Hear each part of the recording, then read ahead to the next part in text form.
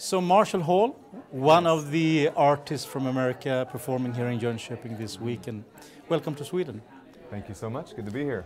It's your second time in Sweden, is it? Second time to Sweden, yes. What about the audience that you met the first time and now the second time Oh, here? lovely. Just people are so friendly. You know, there's something that we miss in the United States. We call it revival. Do you have that word here?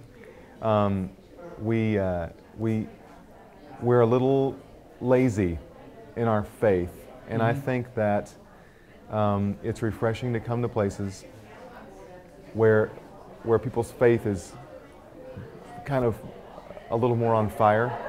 And I find that there's a larger hunger for Christ outside of the United States, so that's very refreshing. So you are today a worship pastor in a local church, is that correct? Yes, in Phoenix, Arizona. Phoenix, Arizona. How would you describe the difference between being a worship pastor, leading the congregation on the Sunday morning, and doing such a concert as you do here? Boy, not a big difference. I think the intent at least with gospel concerts or Christian concerts is to make a connection with people so that someone is listening to what you're saying or singing. And as a worship pastor, I try to connect with my congregation so that they in turn can engage in the music and help them. And that is also what you want to do here. Yes. So it's kind of, I think the idea of getting everyone involved is the same. Yeah. You seem to be a rather young man. Or, how old are you? I am 40. 40? Mm-hmm. Oh, that's a good age. I feel good about being 40. In Sweden we have seen divisions or segregations between generations just because of this with the music taste. Is that something that you are aware of in the States as well? Oh, yes. We call it the worship wars. The worship wars? Yes. Seems really serious. Oh, yeah. There are churches that, churches will split over what type of music is being done. But isn't it important to deal with this, because the Christian church should be a church for all generations, and it seems in the Bible that God tries to connect generations instead of segregate them. Yes. And in what way can we do that with the music, do you think? Yeah, well that's tough, because I think that Christ came to make everything, or not to make, but Christ came and turned everything into an issue of the heart. And so I don't know that it's my responsibility or a worship person's responsibility or the music establishment's responsibility to change someone's heart. I think we're supposed to love Jesus and not music, so much so that it would make us not want to fellowship with each other. I think we can change music as much as we want to. It's a heart issue. There is somebody saying, I'm not going to worship with you because you do not play the kind of music I like. And that's not a music issue. That's a heart issue. And so I think instead of looking at the music part of it, we need to pray for heart change. I just think it's something that Satan has put into our ears, and I'm one too. I really couldn't stand worship music, the current worship music, for the longest time, and it made me not want to go to some churches. What do you mean with that? You couldn't stand it? I just didn't like it. I didn't like singing the same thing over and over and over again. I really enjoy the old hymns. It's what I grew up with. And so I think people are slow to change. I was one of them. And, but I know that it can be done. I know that God can create heart change.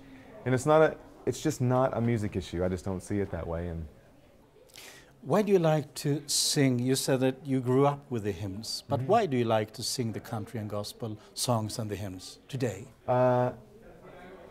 Well, I'll say that when I first joined the vocal band, I didn't know very much Southern gospel or very much. I knew vocal band because I went to school in the same town where Bill lives, and so I knew some of that. I just fell in love with the harmony. It's just great to sing harmony with people, and I don't know that there's anything really I can't point to any scripture that talks about harmony being wonderful, or that there's anything Jesus ever said about harmony, but I can say that it moves me. It fills me up, and I think it's just a personal thing for me. What does Jesus means to you an ordinary Tuesday home in Arizona?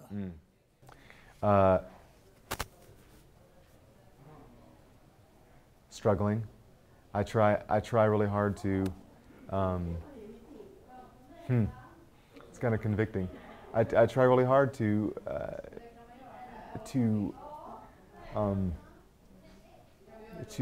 change myself, to follow Christ's words, to become more the man He wants me to be a good father, be a good husband, be a good friend, and a person who looks outside of himself. I think the toughest thing for me right now is, Christ said, love others as you love yourself. Yeah. And I think a lot of times we can look at the one part that says, love others as you love yourself. Love yourself. I can always kind of look at love yourself, because I really love myself. I mean, I'm a big Marshall fan. I think we all really have no problem loving ourselves.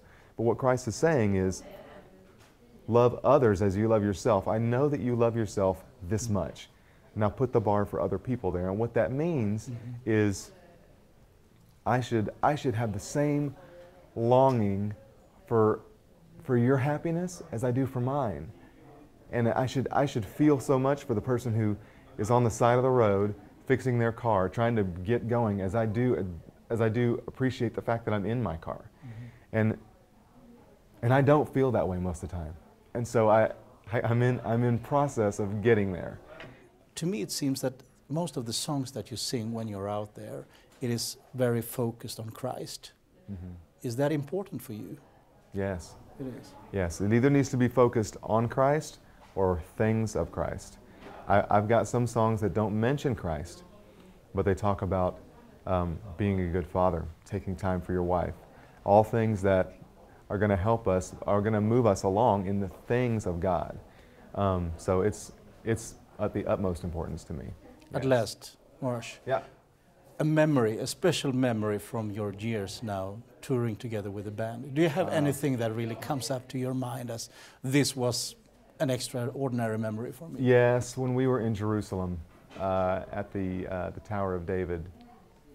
I don't know, we call it the Holy Land. I don't know that it's any more holy than anything else, but everything was so much more vivid and just,